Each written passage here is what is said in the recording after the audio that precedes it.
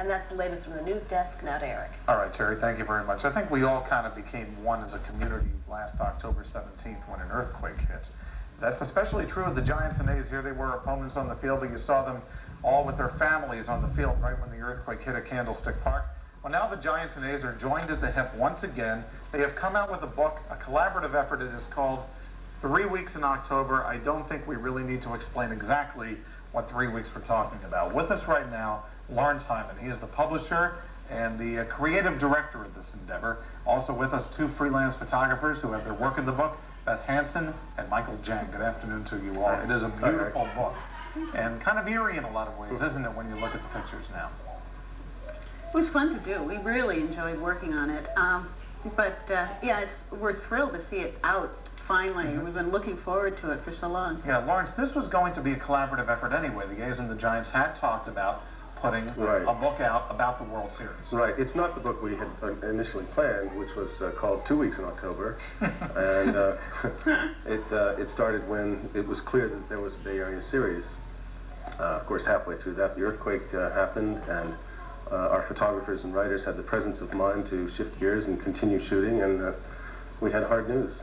Let's talk about the emotions of that, Michael. When you first got to Candlestick, we had done our program as a remote at noon on October 17th, awaiting, like everybody else, Game 3 of the World Series. Well, it was just very exciting for me. First of all, you realize it's been almost 30 years since the Giants were in a World Series.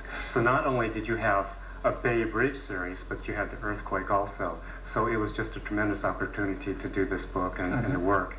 And I'd like to say that I think Lawrence had the insight to gather together several different photographers, all of different styles.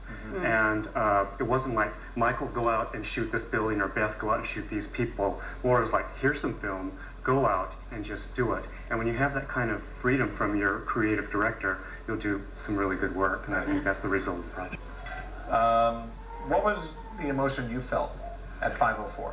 Well, I mean, here you were trying to do your job, and yet... You know, it was a funny thing. We were outside photographing, and we felt the earthquake, and then we heard a roar from inside the stadium, and that's the Giant fans here. They had no idea what was happening with the bridge and what was going to happen in the next several days, and it was just, actually it was kind of a great charge of energy at that particular moment, but no one knew what was really happening. What was going through? Where were you? I was in the upper deck with So was Terry. Much of our staff, and Bill Mandel in his text in the book so succinctly calls it an underfoot mambo. I mean, it was really a bizarre experience.